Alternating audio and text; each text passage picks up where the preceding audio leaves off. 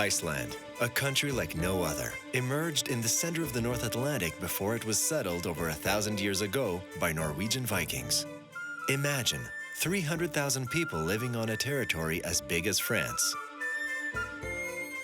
The island itself has been shaped by volcanic and geothermal forces active now as ever, making it a site of incomparable majesty. Among this country's natural treasures, Osterland, also known as the Eastern region, is a huge valley formed over millennia by glacial erosion and through which the Lagarfjlot River meanders, fed directly from Iceland's largest glacier.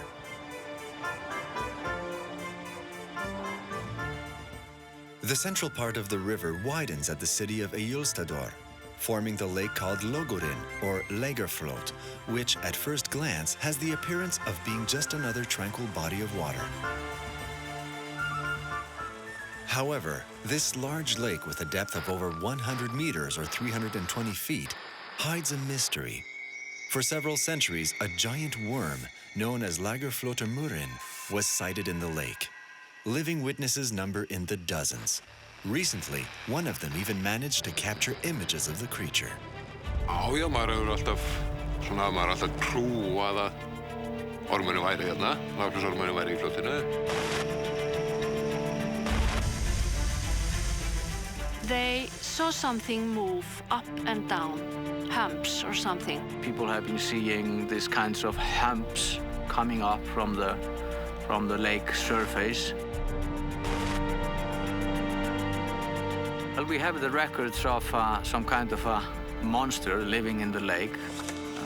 The first record is from 1345. Many hundred years ago, the worm was believed to be very dangerous. I think there's a creature there. There's something alive down there. I always have a camera in my car when I travel around the lake if I would see something. I would describe it as something very huge. It's enormous in size. I mean, every child here in the area can tell you the story about the monster. I think the Lagarfjlot is really big, ugly, and scary. Einhver hreyfingu þarna í ánni. Þetta svona hlikkaðist til og frá eins og snákur. Ég var bara að fara til Bjarndísar, bara í heimsókn, því það er langt síðan ég kom hingað og við varum bara að spjalla eitthvað, við vorum eitthvað í símanum og svo sást þetta bara og ég tók þetta upp. En kannski alvöru. Þannig að svo ferum við að horfa á þetta og svona getum ekki áttað okkur á því almennilega hvað þetta er. Þannig og The worm killed by poison or fire people. Sko, þegar ég sá þetta, þá trúði ég svona meira. Do you believe in the worm? Yes, absolutely. I believe in it. I know it exists.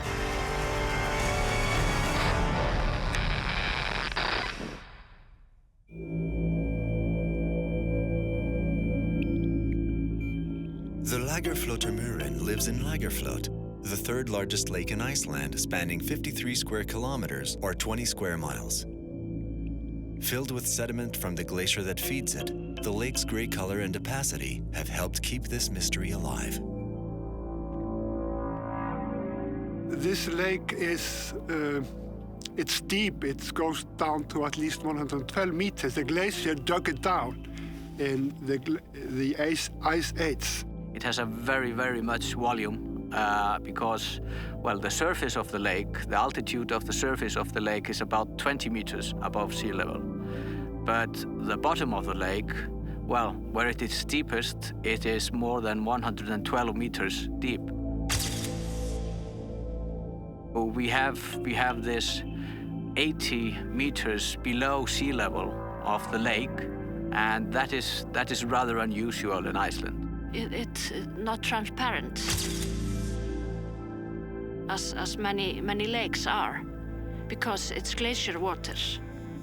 So I believe there is a creature down there. And on the bottom of the lake, also because of the glacier river that runs into it, we have a very thick layer of clay, of sediment from the centuries that the glacier rivers have, washed into it. When glaciers melt in Icelandic mountains, rivers filled with sediment carve a path to the ocean. Most of these rivers are not navigable because of the violence of the current, but there are exceptions like the Lagarfjlot.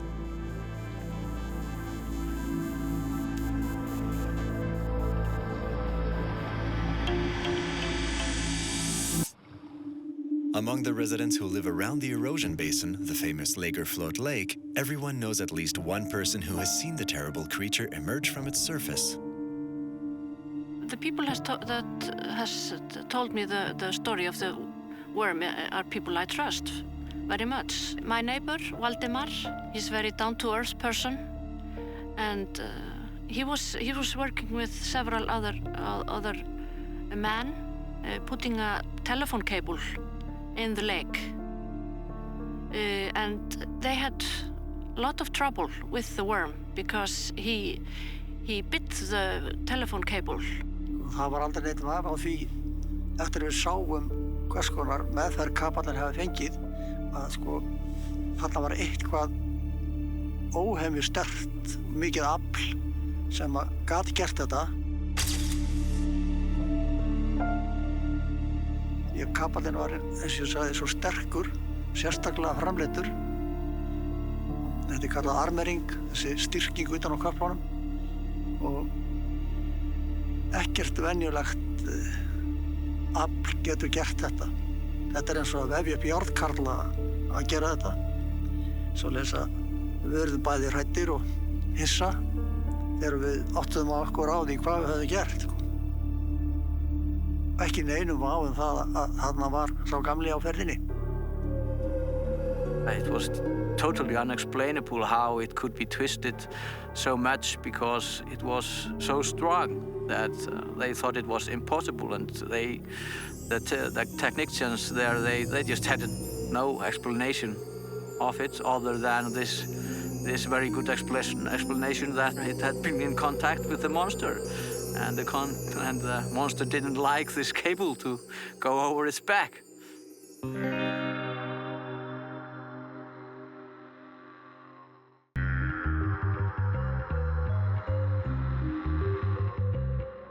Very young by the standards of Earth's timeline, Iceland emerged from the bottom of the Atlantic some 20 million years ago as the result of volcanic eruptions. Inhabitants live under a constant threat from 130 active volcanoes, which may explain why this state is the least densely populated country in Europe, with only 3 people per square kilometer. We are here in Iceland, actually in the eastern part of Iceland, or East Iceland as we call it. And this part of Iceland is renowned for a very good weather. Most Icelanders know it for that they want to come here for summer holidays because of the good weather.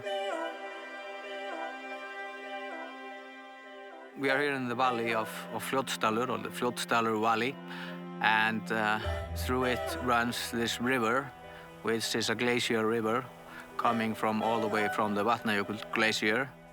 And so that runs here into the river, and the rivers run into the lake Lagarfljot, which is actually a river all the way to the ocean, but well, a river lake.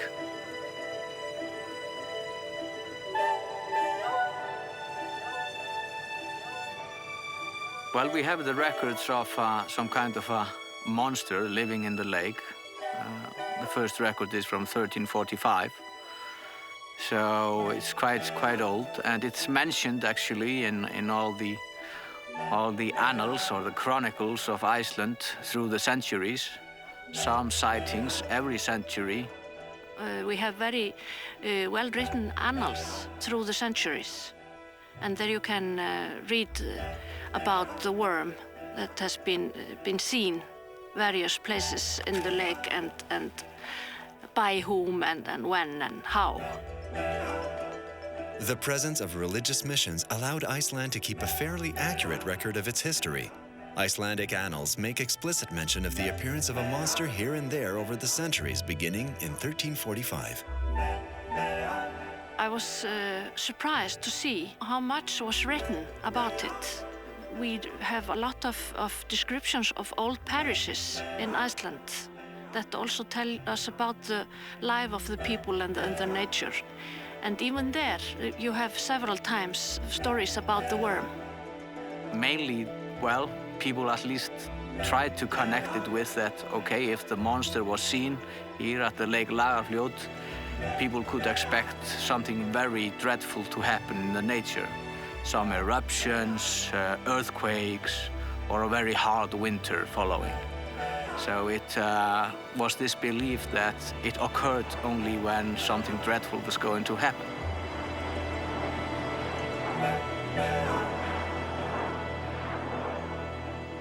We have a tale about the origin of this monster.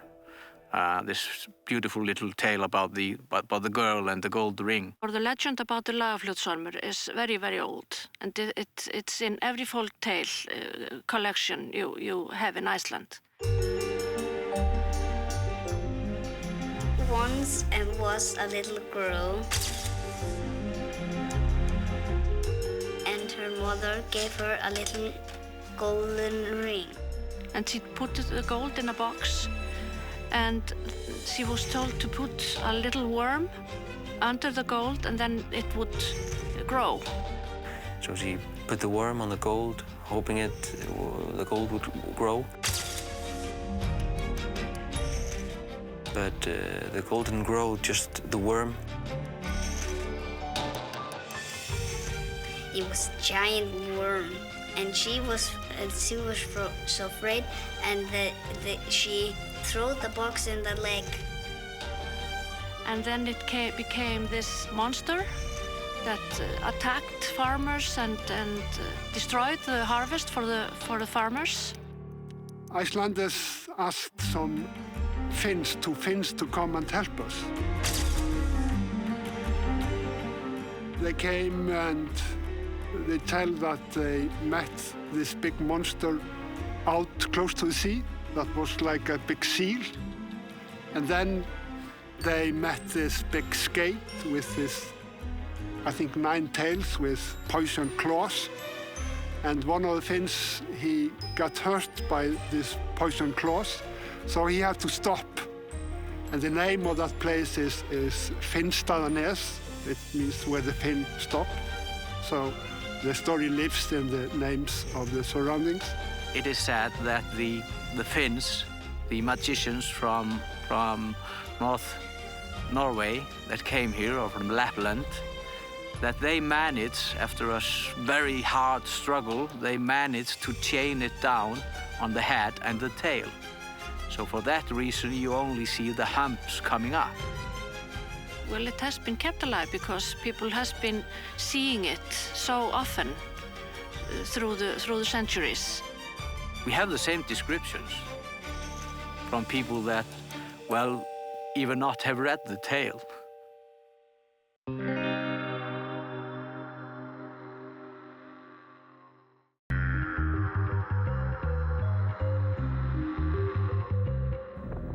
According to legend, an evil worm thrown into the lake slowly grew into a terrifying giant monster. Skuli Gunnarsson is the director of the cultural center of the region. He has dedicated part of his life to preserving the myth of the Lagarfljótmurin and cataloging its appearances from oldest to newest. This is actually the first map that was made of Iceland, where it is, well, a little bit similar to how it really looks like, with all the fjords and the peninsulas. And so there is, about the Lagarfljot Lake, it's written a kind of a warning that says something like this, that in this lake there is a living creature, a big creature that occurs when some dreadful things are going to happen. A dangerous monster, actually, it says there in the Latin. So it is written there, and it was copied then to other maps of Iceland for centuries. When walking along the lake, Skuli cannot help but scan the horizon. Many witnesses claim to have seen the monster while they were driving their vehicle. In response, Skuli has installed information signs in areas where the creature has been thought to emerge. This is actually an information board put up by the the worm association, and it explains a little bit the story behind the worm, but mainly it's pointing out the places where something peculiar has been seen. And we are just taking out few places where we have the descriptions from written papers, from the annals, from the chronicles of some peculiar sightings. Well, we can for example take the triangle with the letter D. That is a sighting from 1965 when the staff here working in the forestry in the forest, in the Hallonstaðir forest, they saw the worm, or at least they thought they saw the worm, and they actually went all the way. Well, they saw it there, and they went all the way to here where we are standing now, and there it disappeared. It seemed to be swimming. It seemed to be swimming upstream, and there were coming some humps up. But when they got here, at this place where it is a very good panorama over the lake, it disappeared. These forest workers were under orders from Sigurdur Blöndal, who led the National Forest Office. His daughter Sigrun, a historian, has pulled archives from the time period to try to understand what happened. I think it was in 1962 that my father was looking out of the window where he lived, and suddenly he saw something rise from the lake, and he called my cousin that was there too, and my brother. They saw something move up and down, humps or something, move up and down for 10 minutes, and they all three watched it through the window very clearly. And my father is he's a scientific person. He's very pragmatic. He was a forest warden, so it was very clear to him that it was a worm he saw, and he's never denied that. He's always convinced that he saw the worm.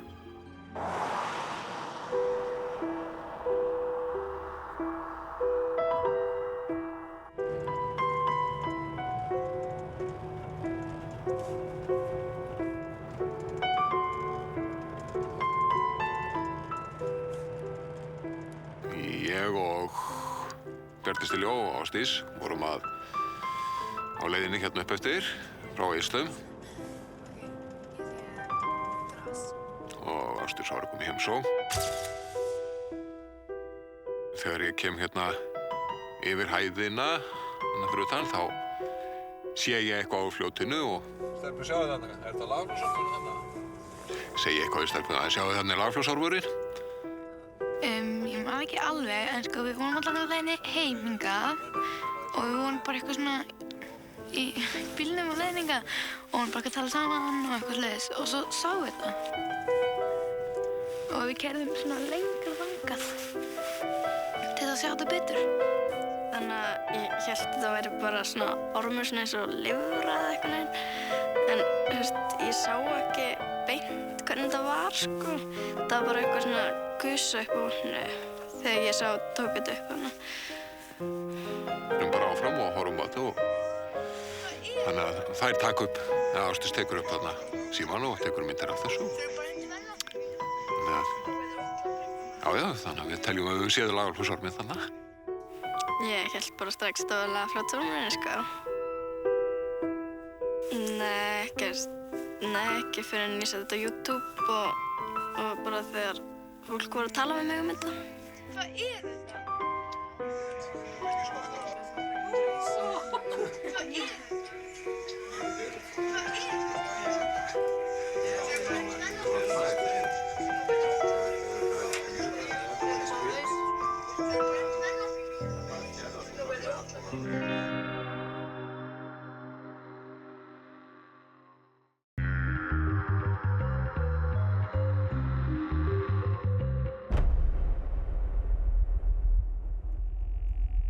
In 2012, a creature that looks like a snake is filmed swimming against the current upstream of the lake, just outside the house of a sheep farmer. With the help of his nephew who explained how to work the camera, this farmer managed to capture some very disturbing images. And the telephone rings, and it's my uncle telling me that the Lagarfljot worm is trying to swim ashore. And I think to myself that this is probably just some debris floating in the river. And I just tell him to take pictures of it. And he wants me to help him to take a video of it. That was how he was able to capture video of the thing.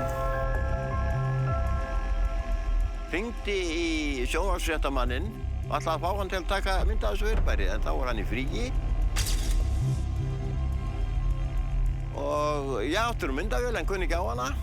Og hann kenndi mér í gegnum símann á vélina. Og ég tók mynd af þessu fyrirbæri þarna í ánni sem að ég tel og mun halda mig við að hafi verið ormurinn eða þá afkvæmi ormsins. They weren't very interested at first. They asked me to send them the video, but they did not put it on the 7 o'clock news in television. They only put it on the web. And a few days later, the editor of the web, roof.is, calls me up and tells me that the web is almost crashing because thousands of Japanese people are watching the video. And so then we realized that maybe this was something big. And then we did a television news story on the video, but the video and the worm was not the main thing. The main thing was the attention that the video had gotten from Japan and also from millions of people that had watched it on YouTube. In a few days, millions of users from around the world share the link and look at the images captured by the farmer. But even so, some of the locals remain wary. The first reaction here in the area was, okay, this is something, this is some stunt. They've been planting this there in the river and making this look like a monster or something like that. But I knew, of course, that couldn't be the fact. I mean, he wasn't even able to be ready with the camera. So after the video got so famous online, camera crews and newsrooms from around the world started sending people to Iceland, and at times it was almost crowded here with reporters, and I was constantly answering questions, helping people out, directing people who to talk to. I was busy because of it, and my uncle as well. He was very happy. Suddenly he was world famous, and the farmers from around, they were envious, and he was talk of the town. Já, ég tel með góðri samvisku geta trúað á Lagarfljótsorminn. Eftir þetta þú hefur reyndar alltaf trúað á hann. Ég búinn að sjá orminn, taka mynd af honum. Og því ættu menn ekki geta trúað á orminn. Jafnvel þó menn hafi ekki séð hann. Menn trúa nú á Guð. Hafa menn séð hann allir? A country of legends, Iceland has been the land of elves and trolls since the passage of the Vikings in the Middle Ages. But the Lagarfljótur is something else. The legend of the worm is, I think, more alive in our thoughts than maybe the elves and trolls. You look at the elves and trolls more like a folk tale. Maybe you know the Icelanders, they believe in elves, they believe in trolls, they believe in hidden people and hidden things, and some people, they see it, and I believe that they see something. If it's only in their head or if they are really seeing something, I can't tell. But my father has seen the worm in Lagarfljot, and my brother has seen it, and my neighbor has seen it. So it's you don't. It's hard to deny the legend, the story when people stand before you, in front of you, and tell you that they have seen the worm. Já, maður hefur alltaf trúað að ormurinn væri hérna, Lagarfljótsormurinn væri í fljótinu. En eftir að sé þetta þá bara rúmar því enn frekar að hann sé þarna. Og já, það hefur breytt kannski þannig að samfærist bara frekar. Ég allan með dreymir ekkert þetta. Svona, ég bara hugsa alltaf út í þetta svona, og svo horfi ég oftast svona, lengra það sem þetta var. Svona.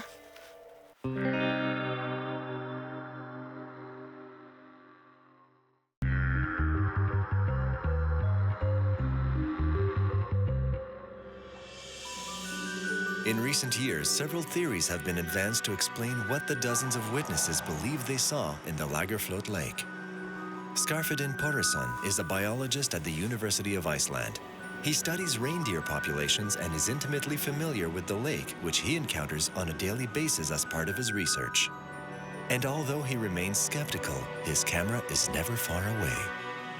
So when I drive around the lake, I always have the camera because I'm always thinking about seeing something that could be related to Lagarfljot's worm sightings, something like that. But I'm not expecting to see a live creature. Although some people talk about that the creature is somewhere between the real world and the spiritual world.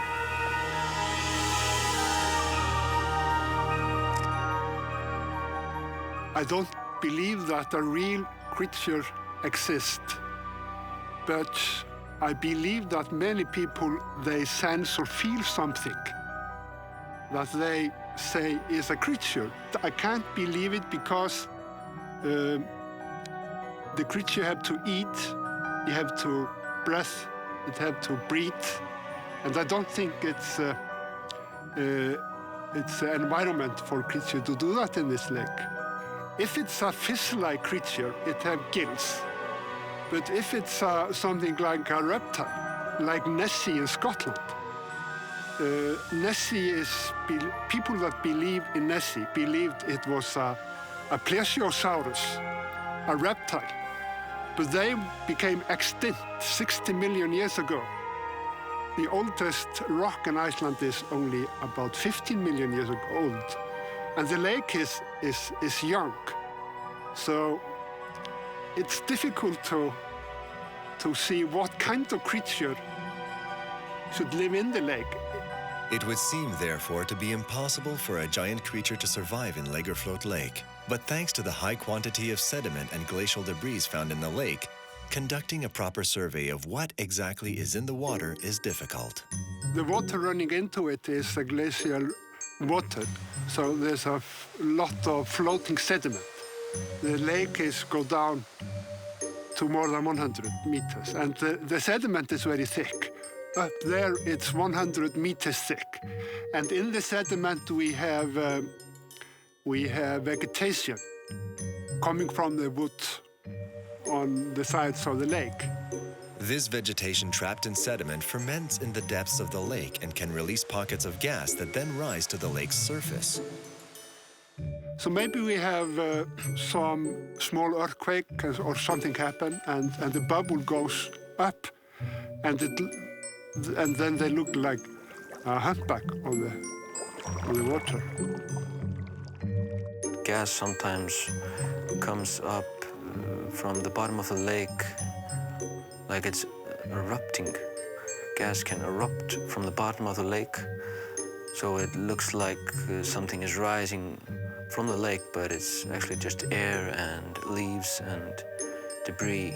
If you go back, I think some 400 or 500 years ago, narrow-minded public people, when they see something strange, like in this lake, the worm is not the only creature here. There's a big seal monster out there, and then we have a skate, the fish, with tails, and on the tails we have a poison claws. And I think it's not hard to imagine that maybe a walrus visit this place out there, and some local people, that had never heard about walrus saw something with big teeth and they tell others and so on, and it changed to a monster. But it's also in our subconsciousness, I would say, because we have, just as in other places where you have some kinds of tales and some mysterious things, you have these taboos, usually. One thing that if you go to a person here in the region and you ask, can I have a trout from the lake? Or you will probably get the answer, no, the trout from this Lagarfjlot lake, it's unedible. It's so bad tasting, and so you don't want that. But that is not the fact. I mean, the trout from the lake, the meat of the trout is a little bit lighter because of the color of the lake, but it's not bad fish to eat. And then the other thing is that why are no boats on the lake? Well, you haven't seen any boats on the lake. Then you get the explanation, oh, the waves of the lake, they are extremely sharp. They are much sharper on this lake than any other lake you can find. So you shouldn't go out on a boat to this lake.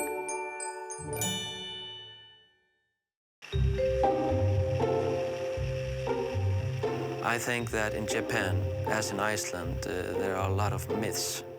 And I believe that when you have a monster video, you have to have a myth to go along with it. And here, that happened. And I think that explains why this video that Hjörtur captured has gotten so much attention, international attention, and maybe especially from Japan, because they have similar myths. At some point, a TV crew came in from the United States, and they did all sorts of tests. I think that the tests that the American crew made don't prove that the video that Hjörtur took is fake.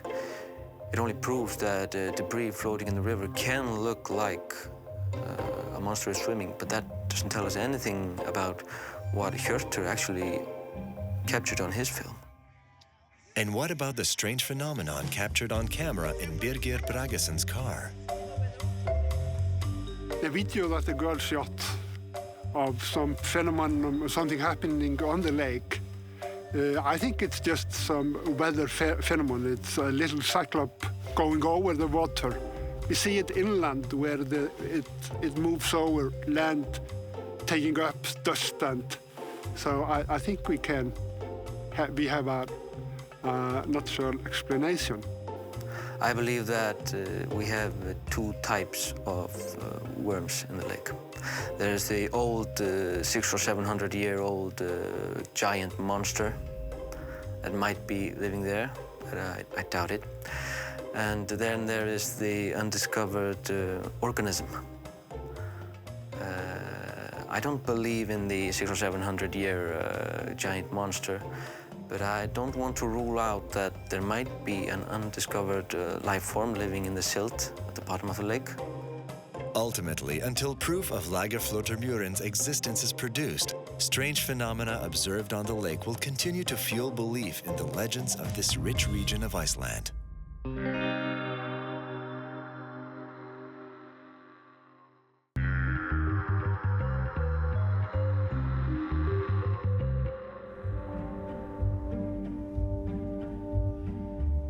The children of the city of Eyjólfsstaður have a particularly fertile imagination.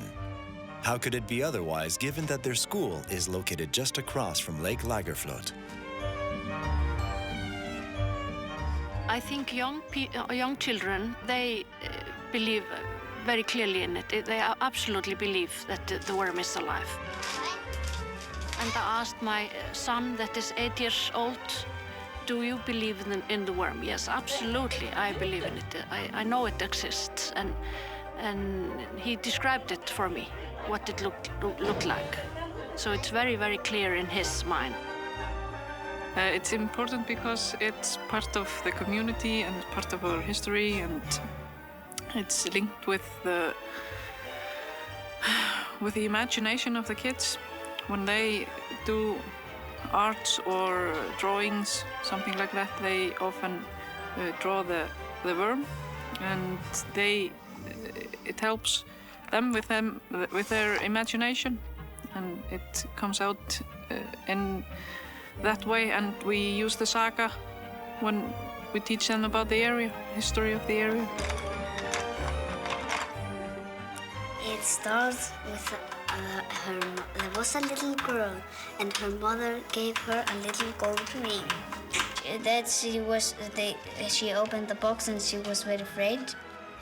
Then the worm began to grow, and he grew bigger and bigger. Here he threw the box in the lake, and now here, this is for the end of the story.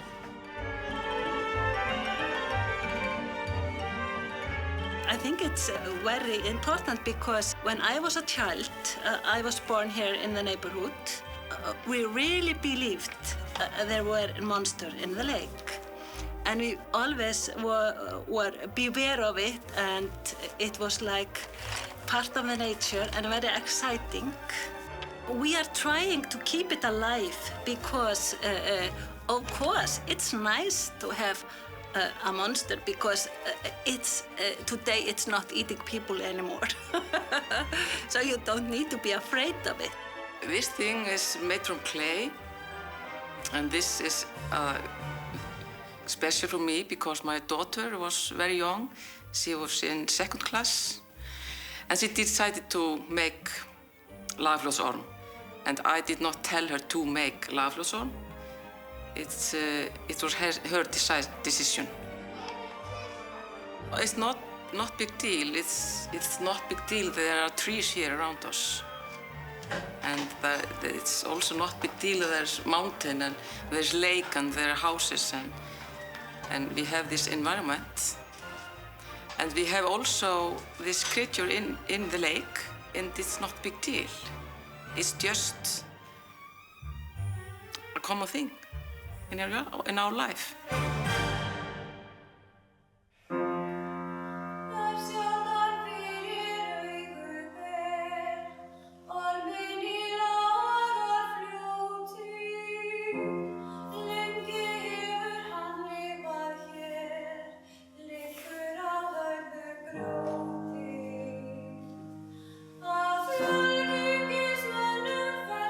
The Lagarfjlot plays an important role in the cultural and folk identity of this part of the country, where residents treat the mythical creature with great respect.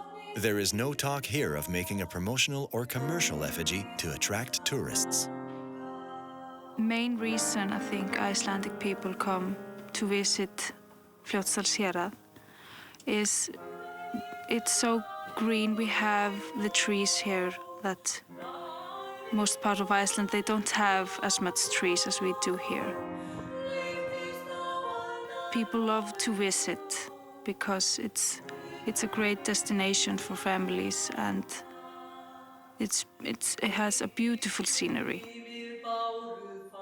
People travel to the area. They do know that the lake is home of the Lagarfljót's worm, because it's a really popular children's story, and probably most of Icelandic people have heard the story at some point in their life. And we use it as our symbol for the municipality. And that tells us how important he is for us. And you also see artworks, several artworks in Egilsstaðir and this area that are formed as a worm.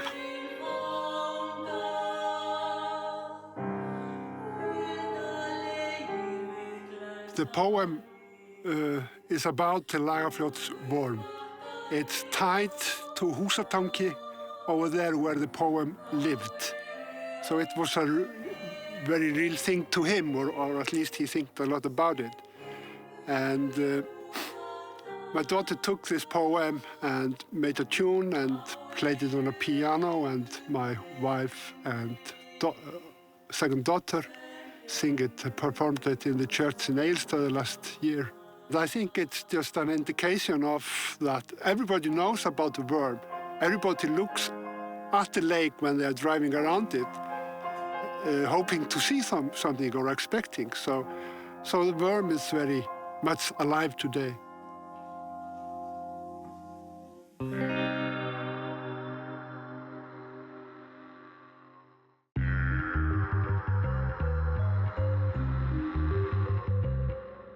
Despite its seclusion, the valley in Iceland's eastern region attracts more and more tourists each year. The city of Eyjólfsstaður is essential since it is the only major metropolitan area around the lake. And it could be that the images of the giant worm circulated on social networks partly explain the recent increase in the number of visitors. Tourists are coming to Iceland mainly because of the nature. That is, the statistics says so. And then the second thing is the culture and heritage. But people here, I think they realize that, okay, maybe people are more interested in something like our worm monster than we thought, actually.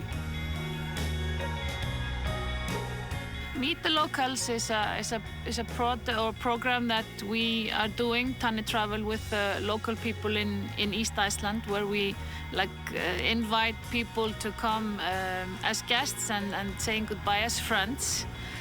We invite people to local homes where they can either have dinner or coffee and a chat with local people how it is to live here in the area. And our tour around the lake, life around the monster lake, offers you to see the monster if you're lucky or not lucky, and to meet local people and ask them by yourself how it is to live by the lake. Eyjólfsstaður is also the site of several annual festivals celebrating the cultural heritage of eastern Iceland.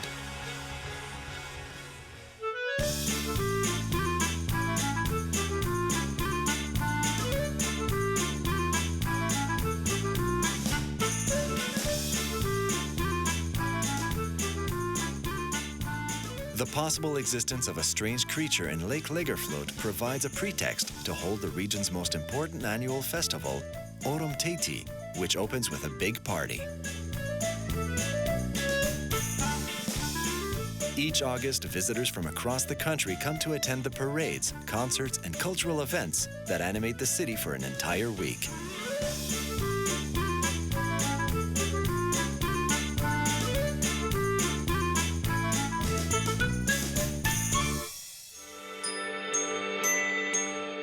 Whatever reason brings you to this unique area, make sure to always have a camera on hand.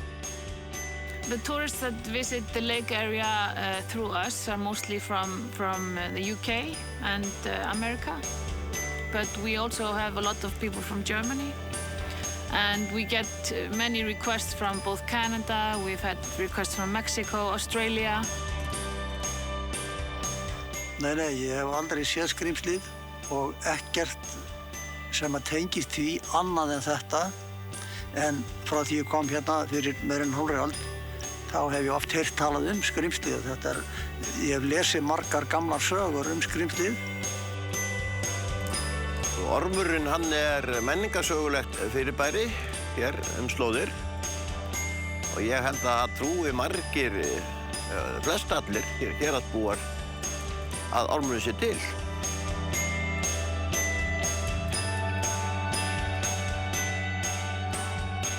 When you come to the lake area here, or the lake district here, it's, I think you should always be aware that there might be something moving under the surface of the lake, and just very, very occasionally it occurs above the surface. So you should always have your camera ready.